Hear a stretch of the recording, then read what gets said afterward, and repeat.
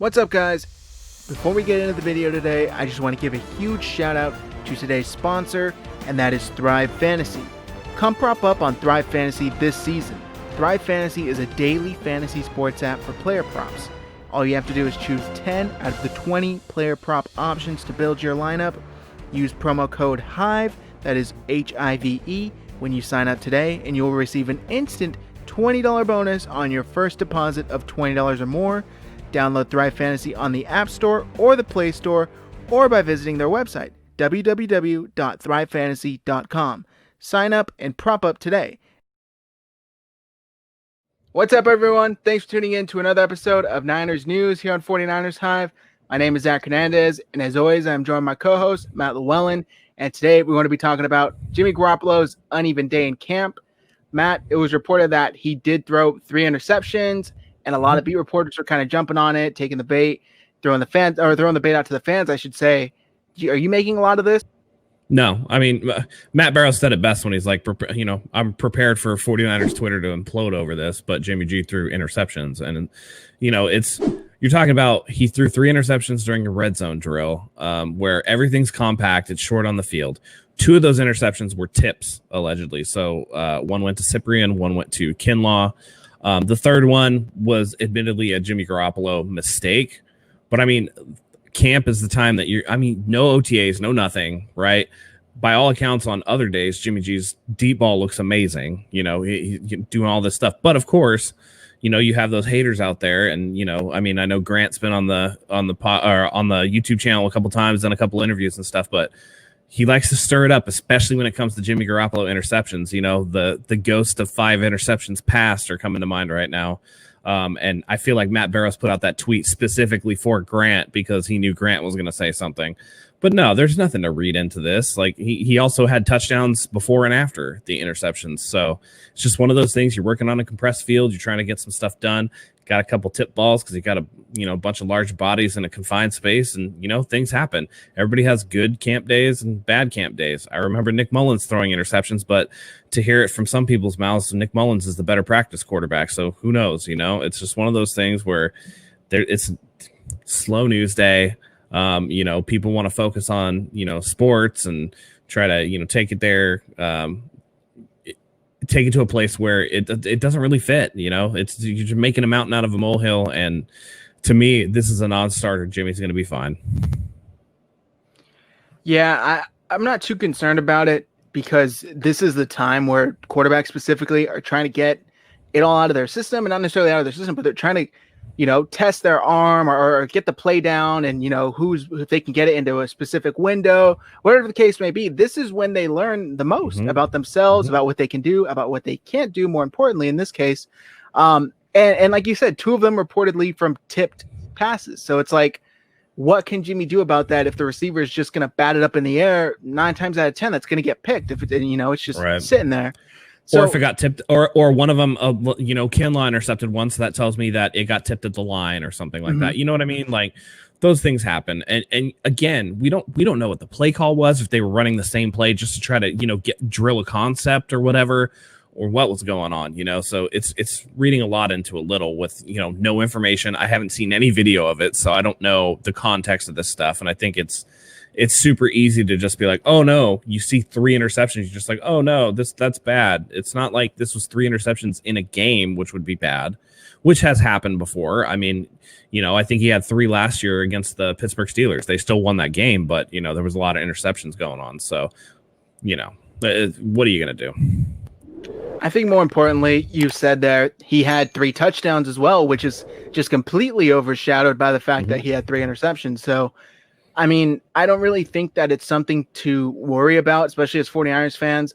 Like I said, this is camp. This is the time to get those mistakes out.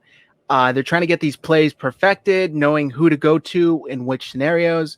And like you said, he's been working on his deep ball. It looked really, really good.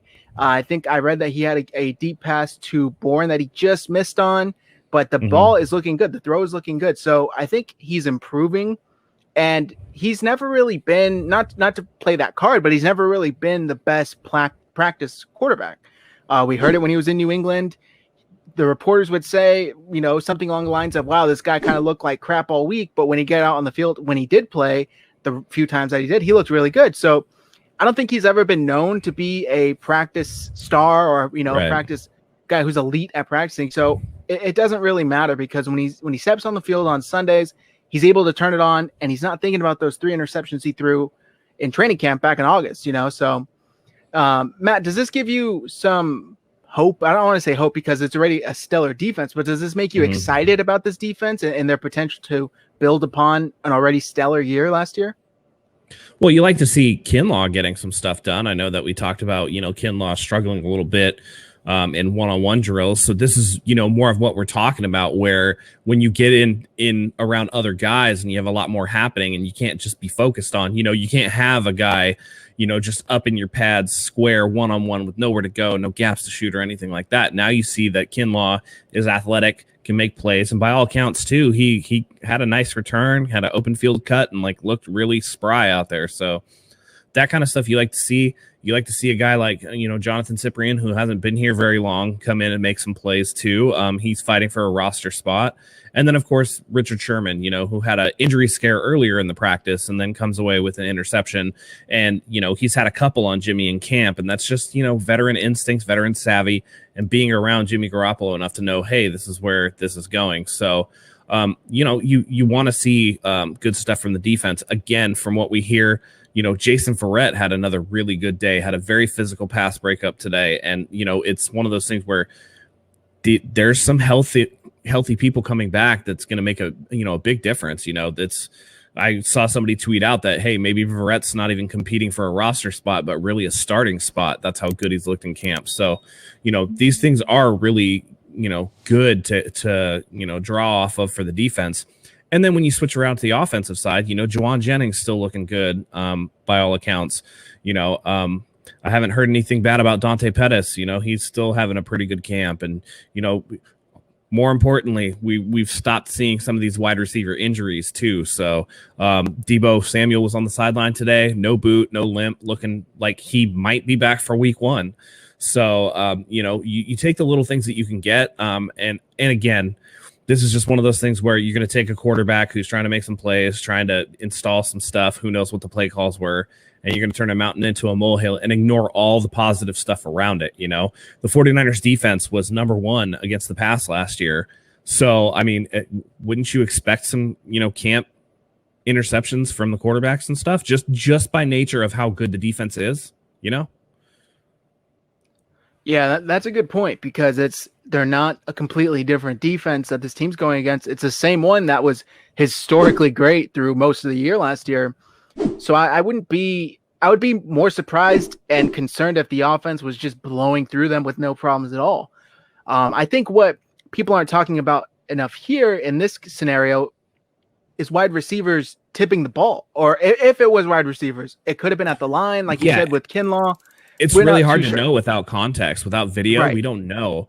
But even if it is, even if it is, the receivers got to shore up their hands. But, you can't put all of that on Jimmy. But that's all that we hear is that, oh, Jimmy Garoppolo did this. Right. And it's, it's like it's not just Jimmy, Yeah, and it just automatically I get flashbacks of that Monday Night Football game against Seattle last year where all of those passes were getting tipped and picked and almost picked. And it's like, these receivers, man, they're not doing Jimmy any help by letting the ball hit them square in the hands and just bouncing off. So hopefully they're able to get that in check if it is on them. This is pure speculation. I'm just saying. And that goes back to the home opener against Pittsburgh too. The 2 interceptions. One was off of Breida's hands where he just bobbled it up in the air. And admittedly, the throw was a little bit behind him, but I think Jimmy was trying to turn him away from contact. And then the one that bounced off of Pettis' hand that Minka Fitzpatrick, intercepted and took back. So, their tip drills are a very dangerous thing, and there's a reason why you don't want to see that ball go off hands and up in the air because, like you said earlier, more likely than not, it gets picked. Yeah, so I think all in all, I'm not concerned about it. Doesn't sound like you're too concerned about it. No. I think this is exactly what you said. It's kind of a slow news week, but I think there's a lot to be excited about. I think Jimmy Garoppolo has improved from what we're hearing, what we're seeing. The only thing I don't want to say challenge you on, but I've seen conflicting reports on Jason Verrett this whole camp. I've seen he's looking amazing. I've seen he's looking like a starting caliber cornerback. I've seen he's looking like the Jason Verrett of the Los Angeles Chargers. Mm-hmm. And then I've also seen, whoa, this guy's getting burnt. This guy's not really comfortable with his injuries yet, or coming back from injuries yet. And maybe the 49ers aren't trusting him as much.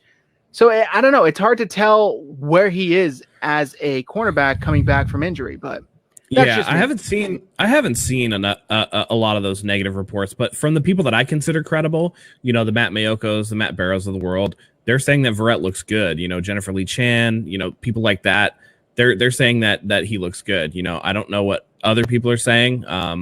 You know, the whoever Joe Blow over at Niners something or other.